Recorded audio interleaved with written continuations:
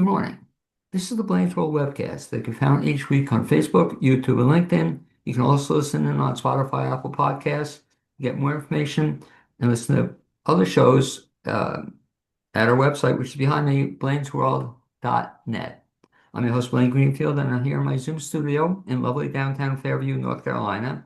Each week, we focus on positive news and information that people and organizations in both Western North Carolina and throughout the country. And toward that end, it's my pleasure to introduce Melvin Howell, who's a choreographer, creative director, and now author, which we'll talk about in a second, for being my guest today. Melvin, feel free to wave to all your fans and friends watching this on Facebook. That is Melvin Howell. Melvin Howell is choreographer, creative director, and newly published author of From a Nobody to the Somebody. Love the title, by the way. Great title. A powerful memoir written in real time during his climb from rock bottom to renewal. Through his art, writing, and faith-driven storytelling, Melvin inspires others to keep believing when life feels impossible and turn pain into purpose. So, Melvin, you and I spoke once before, but for the benefit of folks who didn't see that show, let me have you remind me, as a kid, you grew up where? I grew up in a small town called Heartland, North Carolina. The town is literally three stop signs long. And by the time I was 7, they took it off the map. I guess it was one of those like, why is this taking up space on the map? And so it just kind of got swallowed up and it became part of Morganton, North Carolina, but it was once its own town. So, but it's still there, though, right? It is, yep. But they don't call it a town anymore. Yep, only the people who were born there know. Otherwise, they just look at it as Morganton. Yeah.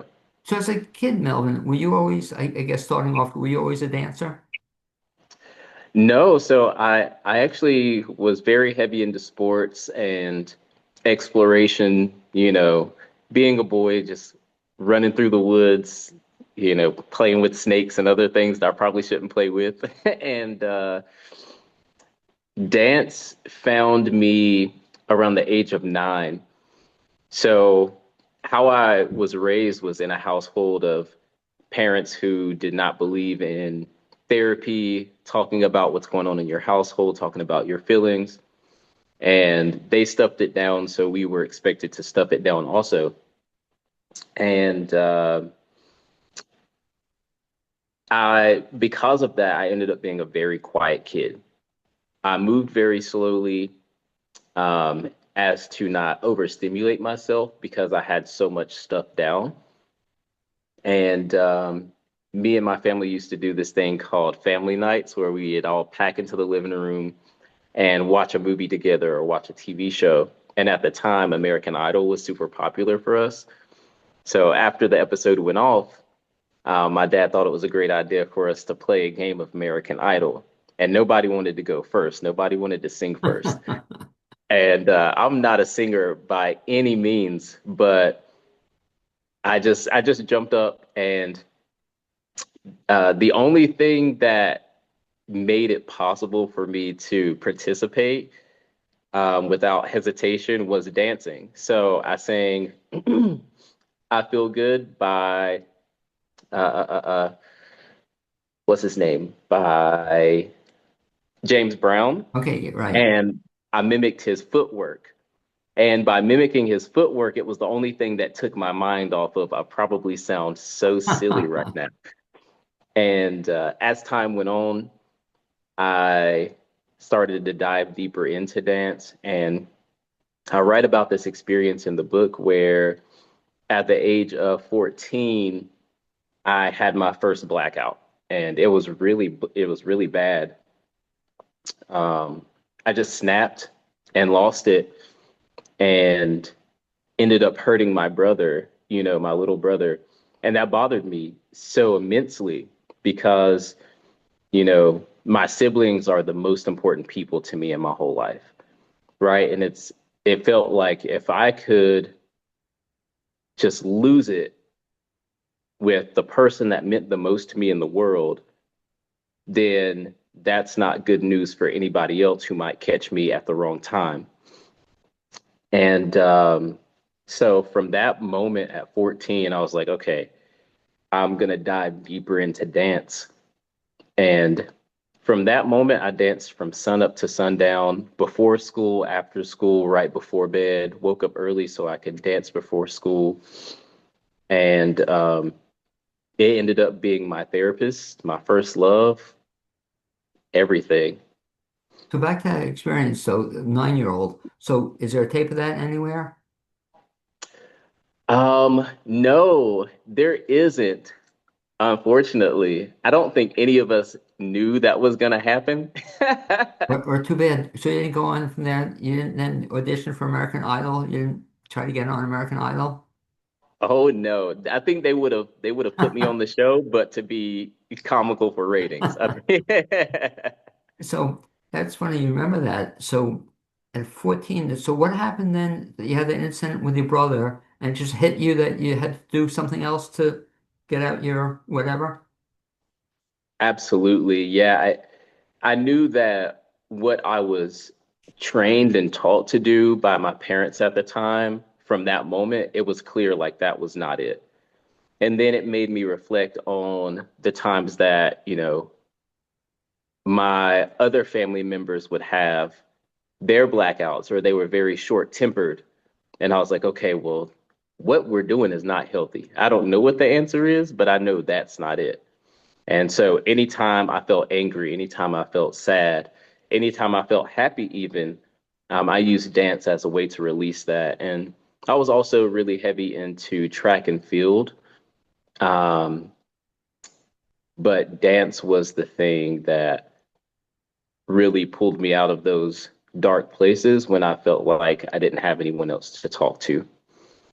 Now, in terms of at that age, did you officially ever study dance or did you start studying dance at some point in time? Officially, as in going to school for it, I did not. Growing up, impoverished. We didn't have the money for me to go to, dance classes. And at that time, especially in the town that I was born in, dancing was not seen as something that boys do, right? So most of the studios were packed full of girls and dance classes in all styles because that's not what boys did. So all of my training um, was like self-obtained. I did a lot of YouTube at the time, watching a lot of the OGs in hip hop and street styles, and just training and running drills religiously. And then from there, at a certain point, I was able to take everything that I learned and taught myself, and turn it into something that was teachable, something that I could intentionally express through. Um, and just expand on it. What's interesting, listening to your story reminds me a little bit of the film Billy Elliot. Have you seen that or the show Billy Elliot? It sounds familiar, but maybe not. Please put it down. It's about it was a great movie, and then they also made a show out of it, Billy Elliot, about an English boy who was right around maybe 14, 15, was dancing, and nobody accepted him as a boy dancer. So it's I'm listening to it, it's kind of your story, and what's so fascinating about your story then. So you kind of a lot of it was, or mostly, it's always been self-taught the dancing. Uh-huh. And you can do that? Is it possible to learn dancing through YouTube? 100%. It all comes from the passion because, especially when you're learning by yourself, you have to really be dedicated to it on a deeper level. If you're not connected to it on a deeper level, then all of the training can feel tedious and it can feel boring. But those really meticulous and seemingly boring training sessions are the things that make the mind body connection so second nature that you're able to do things that you never thought you could do and without a second thought. Because what's fascinating about your story is the fact that now you now teach dance. That's one of the things that you're well known for, and you teach it. But back to you learning dance, did you ever have dance lessons, or in your life have you had somebody teach you? I was never able to have dance lessons or dance classes until I would say 20 22, 23. It took a while after I was teaching at dance studios, and then I was able to get classes for free or showing up at dance conventions. But otherwise, up to that point, it was all self-taught. So now talk about the process then of having self-taught dancing. When did you get into teaching it yourself? I got into teaching myself intentionally at, I would say, about 12. 12 is when I started more intentionally dancing. And then at 13 is when I really started dissecting dance and studying the history and the culture and the originators and just really doing a deep dive. I feel like I've created this thesaurus of movement inside of my brain where now I can make my own compound words, if you will. And I meant to ask the question, when did you actually start teaching dancing then to others? I started teaching dance to others at the age of 14. That's when I started professionally. It started in my high school. We had this event annually that was called Battle of the Classes. Oh, So every grade would come together after school and they would, mix their own music and create their own dance and choreography. And then it was sometime in October, everybody would gather into the gymnasium and each class would go and perform.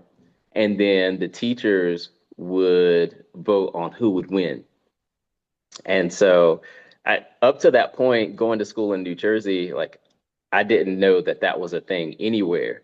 So that was super exciting for me. And so I led that every year in high school. And I started getting asked to perform and teach at the universities up there um, across, Jersey, New York State, and Pennsylvania. I'm from Jersey originally. Where in Jersey was it? Bloomfield, New Jersey. I went to Okay. Bloomfield High. No, well, so let me ask you then, if you remember it, do you remember the first time you ever got paid to either teach dance or to be in a competition? Did you win a competition where you got a cash prize? The first time was,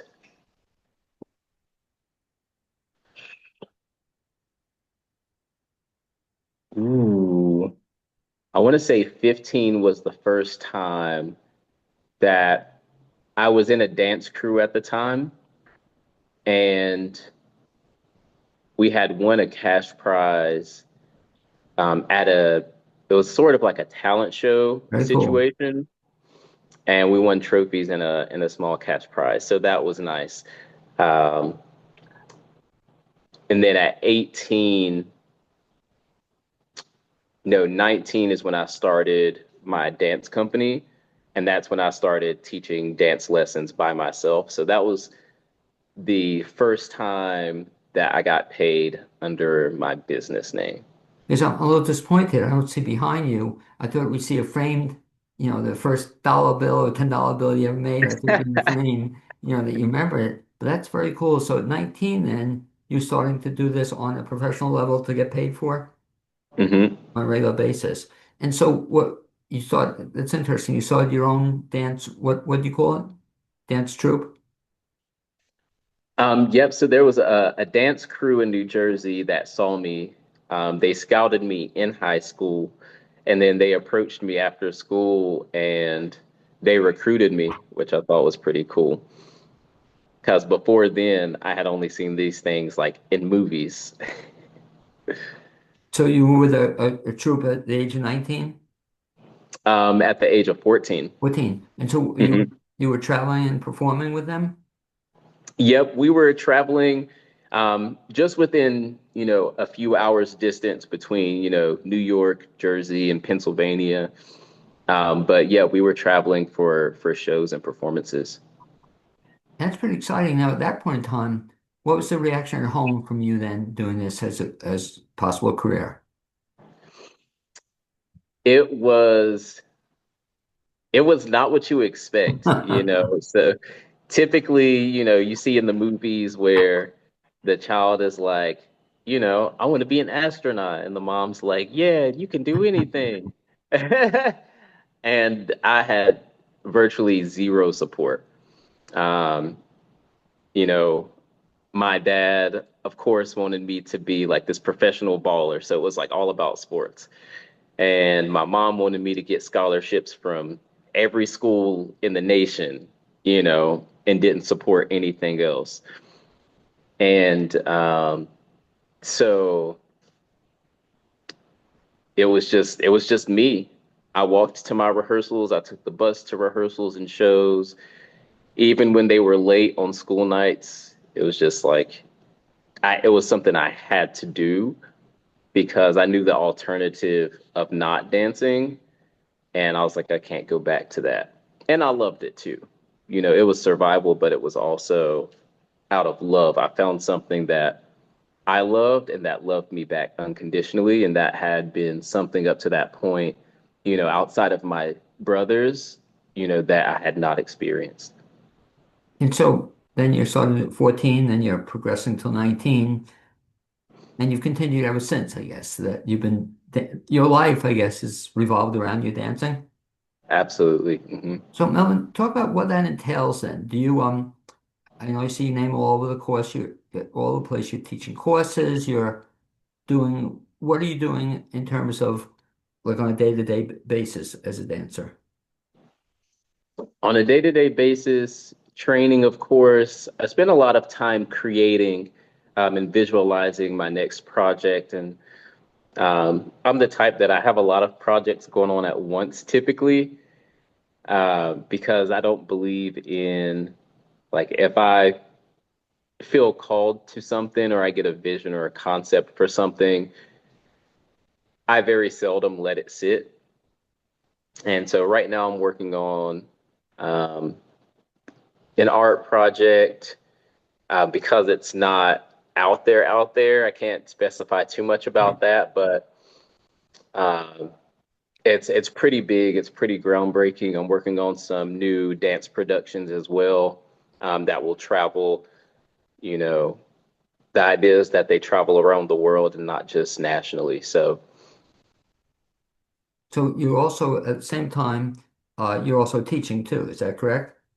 I am. Yep, yep. I'm teaching every Thursday night from 7:30 to 8:30 at a studio called World Dance Asheville, and it's off of Tunnel Road in Asheville.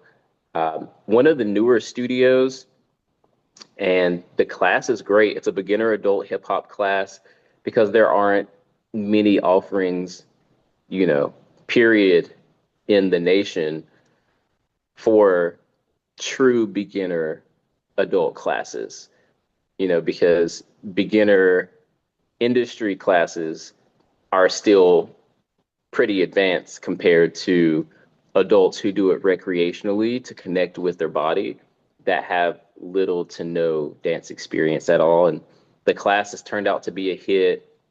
I just got some requests to open up a second class, which will be on Sundays. So it's going really well, and I'm excited about everybody that it's building up.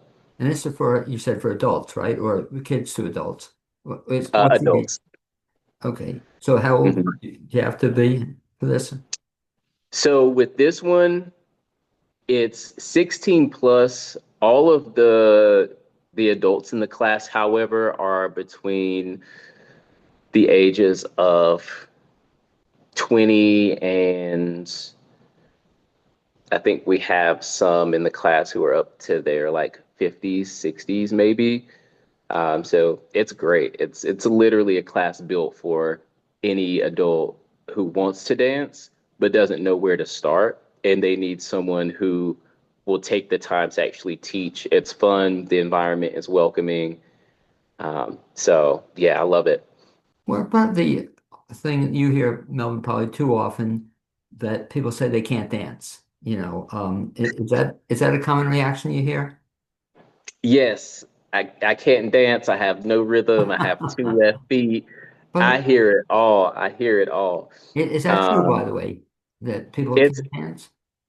no, it's absolutely not true. It's actually, I did a study, and it's actually very rare that people don't have rhythm. It is actually a condition called dysrhythmia, where your brain just cannot comprehend rhythm. And it's super, super rare. Like globally, it's super rare. So most people, they just need someone teaching them that they feel comfortable with because dance does make you feel vulnerable. It does force you into a place of vulnerability because most adults were trained, even from kids, to not do anything that might make us appear silly or, you know, weird. And so as adults, if we haven't been dancing, it all feels silly. It all feels weird. And we put these fences up that keep us from having that mind body connection that allows us to really get into the rhythm. And so, I always say, let's trade one of those left feet in for a right. And yeah, it works. It's great. But yeah. Well, it's funny you said that because the short story I'll tell you, it's a longer story, but essentially when I was a kid, Melvin, at the age of 6, I wanted to get singing lessons or something, right? So I asked my mother, and she brought me to a lady with a piano, and all I know, I never got singing lessons. So for 50 years, I kid you not, I didn't open my mouth, I didn't sing. Then I auditioned for something in Asheville, and the lady said I could carry a tune. And I hadn't opened my mouth for 50 years because somebody had given me that negative experience that I couldn't sing. I guess same thing with dance, that if you get a negative reaction or the wrong teacher, you're going to be scarred for life. And I guess it happens, 100%. 100%. It is one of those things. If you don't have the right people around you, right? then it will definitely discourage you from trying any further. And it does create a trauma of sorts where you don't want to try for the rest of your life. And I always look at it like this, where movement was the first language. And it's been used since the beginning of time. It's used through animals, it's used through humans. Um, even when you look at hieroglyphs, they're photos of movement. The movement is what tells the story, right? So if we neglect dance, if we neglect movement, we're neglecting a part of what it is to be human and something that connects us more with ourselves and, you know, the earth and the people around us. So that's why I think it's super important to have these beginner adult classes to help people reconnect with that side of themselves. And it does create a way for them to also therapize, you know, on a daily basis and regulate. And you're talking, it reminds me of one of the many ways I've always been impressed by you, Melvin, but by the fact that you never you seem to be open to new experiences. And when I'll first talk about where I met you, when I saw you as an actor, and you and I had I interviewed, I was blown away by not only your performance, but by the fact that you never acted before. And I guess you just decided you wanted to try it, or you just wanted to put it out there and give it a try. Yeah, I actually got someone reached out to me and they asked if I wanted to be on the stage, if I wanted to act. And I was like, sure. In these particular situations, I say yes because what other ways can I grow from this experience? And a lot of the times I force myself to say yes before I have a second thought because then you can scare yourself out of it. But it ended up being the lead um, in a two-person show, and I had to memorize. Ah, goodness, I can't remember how many pages of lines, Um, it was over 70 pages of lines in like a 90-minute show, and I had to learn that in a week. Right. And You filled in for somebody, right? uh-huh, uh-huh. Right. And you just killed Yep. it. And by the way, can we mention, you want to mention the person who asked you to do that? We'll give her a shout out to her. Yes, yes, Stephanie Hickling Beckman. Right. Such a wonderful soul. And she's always seen more in me and more capabilities than I've seen in myself. Anything relating to dance is like, yeah, absolutely. Like I got that. But with acting, it was like, I don't know, I've never tried it.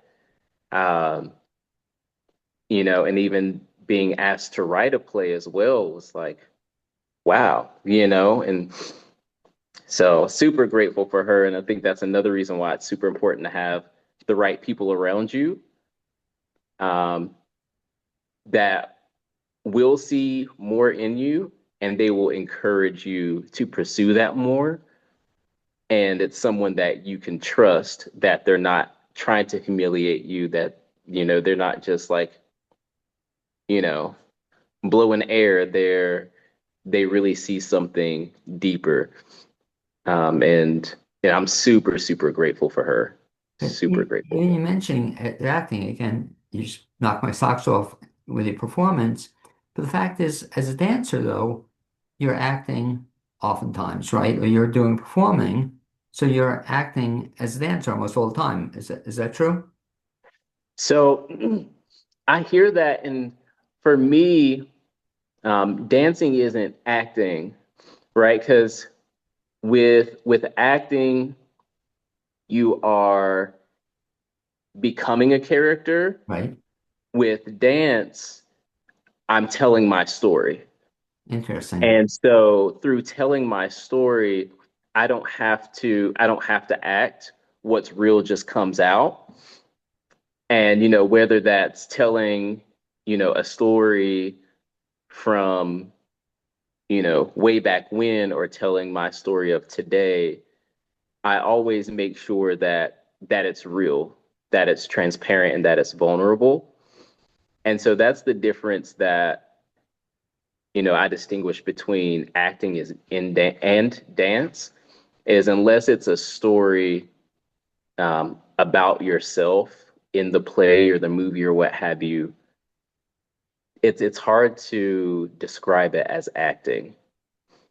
Okay. Well, that's interesting because that'll segue into the fact that you're writing this book, but I can also see it, Melvin, down the road to when we do the first theatrical version of the Melvin Howell story, then you'll be telling you won't be making it up, you'll be telling the truth, which leads to the fact that then all of a sudden you decide to write a book. And you have the book in front of you, if you just hold it up, if you would, there. Okay. The name of the book is, I can't see it. Somebody? No, what's the name of the book? From a nobody to the somebody. Love the title. What gave you the idea to write a book? So honestly, it came out of the blue. I had no plans of writing a book. It wasn't on my to-do list, my bucket list.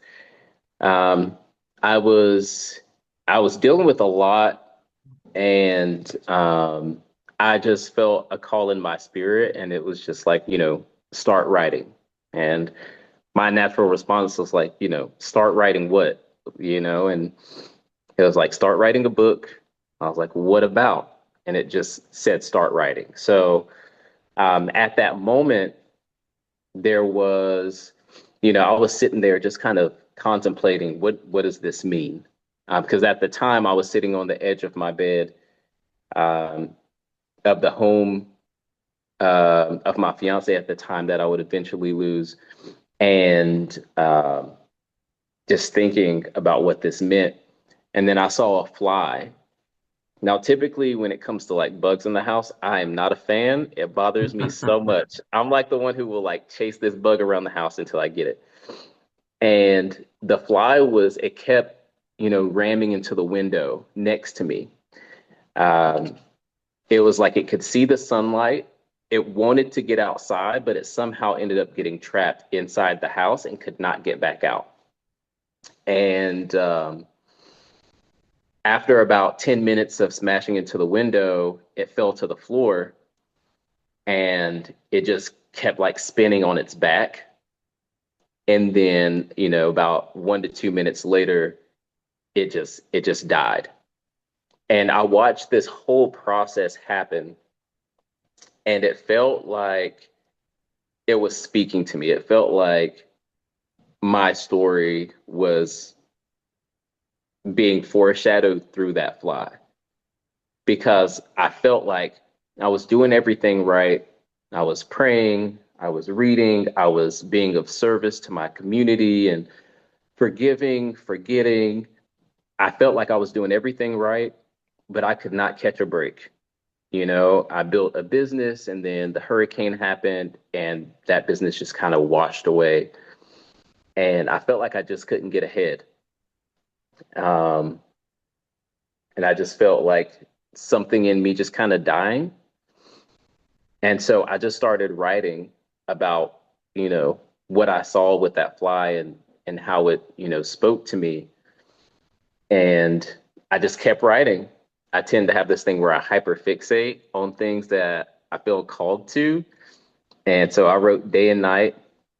My fiance at the time, I was pretty excited about it. So I was telling her and whatnot. And there wasn't much, um, excitement around it, but I was still excited about it. And then 2 days later, turns out that, she ended things with me and we were engaged. And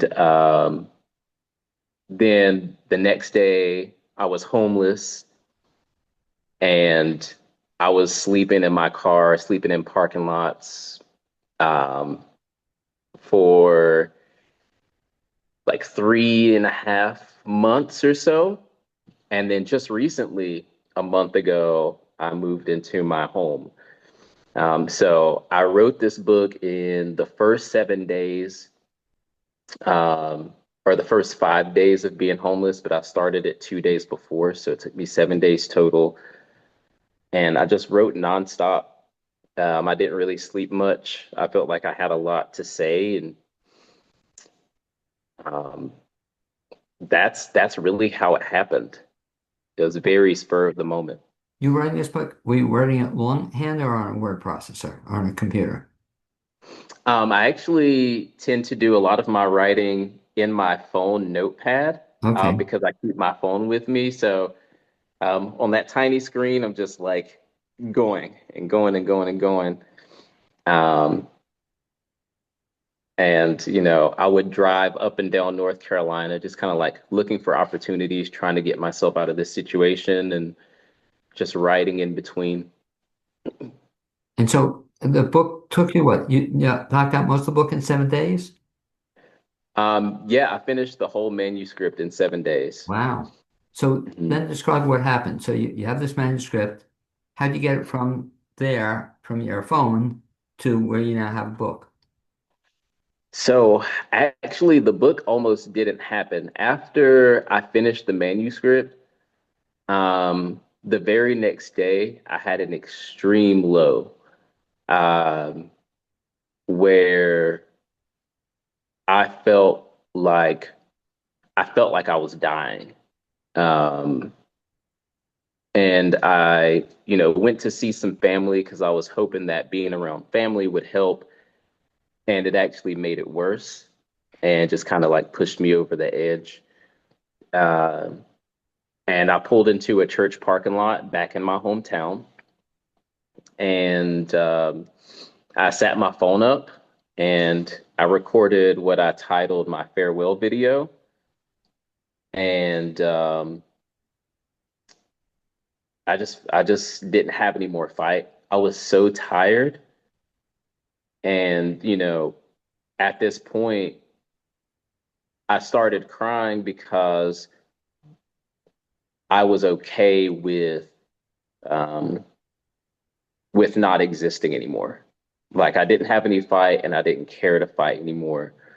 So I gave myself a week it was on a Sunday, and I told myself, throughout this next week, I'm gonna spend time with people, who care about me and, create some final good memories and not tell anybody. And then that next Sunday, I was just gonna, Wow. you know, do it. And man, God just didn't let me go. Like opportunities kept popping up and they were just stringing me along. So from one week to the next, one week to the next. And then I ended up feeling this kind of light brought back to me. And then from there, it was like, all right, well, I'm here. Let's go ahead and finish this book. So I studied how to, self-publish, all the steps that I needed to take, what was needed, and I did all that over the course of the next month and a half after that. So did you eventually self-publish this book? I did. Okay. And did you go through Amazon on that or? So I published it it's available worldwide. And then in the US, it's available on Amazon, bookshop.org, and Barnes and Noble. Okay. And so the book is out now, and you're telling me off the air. So you just had recently you had a kind of informal, I guess, launch of it, but you're going to have a book signing or an official launch of it down the road. Yep, the book is officially launched. It's available on all platforms, and hopefully within the next 2 or 3 weeks, I'll be having a book reading, signing, Q&A kind of a situation where it's going to be a more intimate setting at Noir Collective ABL, and we're going to just kind of talk about it and talk through it. Okay. So in terms of the writing, I'll ask you in terms of if anybody else is listening to this and wants to write their story or write anything, what do? You just when you write, you did 7 days in a row and some of it out of your car. Do you recommend that people set aside time each day, or what's the best way for other people to write? I feel like I've spoken to some people who have asked about the process, and one thing I feel that will be the same across the board, regardless of schedule and what have you, or what the book is about, is to write it out of truth. I find that when we as humans try to hide certain truths, or to avoid a certain level of transparency, it takes us longer to get to the point. And we try to find, different ways to dance around it while saving face. And with this book, I felt like it was extremely important for me to not do that and to be very direct and open with what I was going through, regardless of how that might affect how people here view me. So if setting time aside works, then set time aside. Um, but also maybe don't put a timeline on it. I think it's one of those things internally, you'll know when it needs to be done. This one for me felt urgent. I didn't have a timeline though. And so I just kind of let my heart lead and I wrote transparently. So how long did it take you to get from the very first time you started writing it to where you now have a finished copy of the book? That took me a total of 2.5 months from writing it to getting it up on, Wow. publishing. You're pretty, it seems when you want to do something, you really seem to get into it. I mean, people take Oh years yeah. to do a book. 2.5 months is like amazing, you know. Um, but it must be very exciting to have the book. And again, if you just hold it up again, Melvin, Mm. okay. And you can get this through, again, title is from a nobody, from a, To what the was it? somebody. Great title. How'd you come up with that title? It it was something that just kind of came to me because I felt like my whole life I felt like a nobody. I felt like my voice didn't matter. And originally it was from a nobody to a somebody, but that felt too general.